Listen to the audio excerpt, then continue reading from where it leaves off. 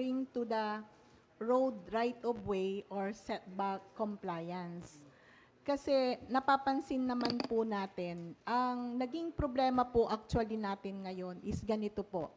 Magsasample na lang po ako sa De Venecia Highway. The Venetia Highway is intended for tourism or commercial establishment. And then here comes, dadaan ako ng linggo, nakasalampay yung mga damit nila sa kalsada, which is nakakahiya sa mga dumadaan na hindi lang naman taga-Dagupan. Ano na lang iisipin din ng mga ibang tao. Number 2 po, Councilor, ang mga naninirahan naman dyan sa mga illegal squatters na yan, illegal settlers, I mean, is may mga sariling bahay yan. Nagkataon lang kasi na masyado tayong hindi pinagbibigyan sila, so sila naman po, akala nila is okay. Because, syempre, imagine nyo po, dadaan ka ng Sabado, maya-maya ng gabi, tapos na nila yung bahay nila. May mga pictures po ako dito na ang bilis nilang gumawa.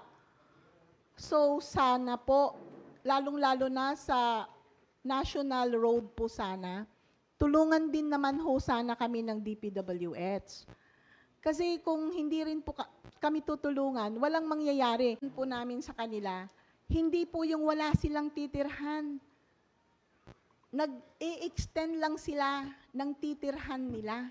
Ito sa mga nagma-mushroom na po, ito po is in preparation din po para sa alternate route natin na gagawin ng DPWH. Kung hindi tayo gagawa ng ordinansa na ito, mangyayari ulit yung nangyayari noon na pagkatapos gumawa ng DPWH ng flood control,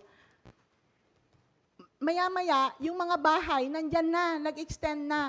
Imbis sana yung area na yon is magiging parks, hindi na. Kaya nga sana rin po, sa DPWH, pag gumawa sila ng flood control na ganun po, dapat meron din silang plano for gagawin nilang parks or ano, para hindi mag-mushroom yung mga illegal settlers. Ngayon po, may gagawin na po yung DPWH sa sa Pugaro, going to Mangaldan, mga ganon.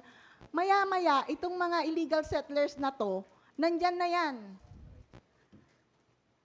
Kasi sila na yung sa experience po namin sa as building official po, pare-parehas po yung mga naaalis namin na tao.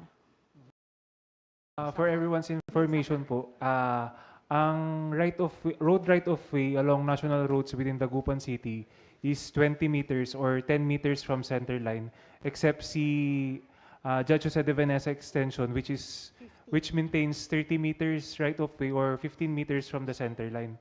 Sa amin naman po sa DPWH, we have been sending notices po sa mga naka-encroach. Yun nga lang, yun po yung parang nagiging dilemma namin kasi actually, reading this ordinance, maganda po itong magkakaroon po kami ng task force.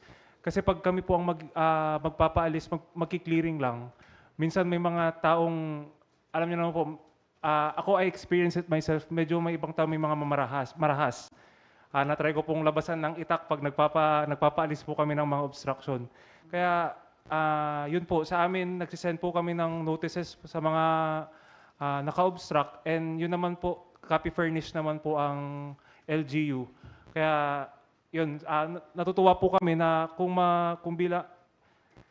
sakaling matuloy po itong ordinance po na ito na magkakaroon po ng task force. Yung notice po namin, sir, first notice is warning po. Yes. Second warning pa rin po. Yung third po, yun yung third and final.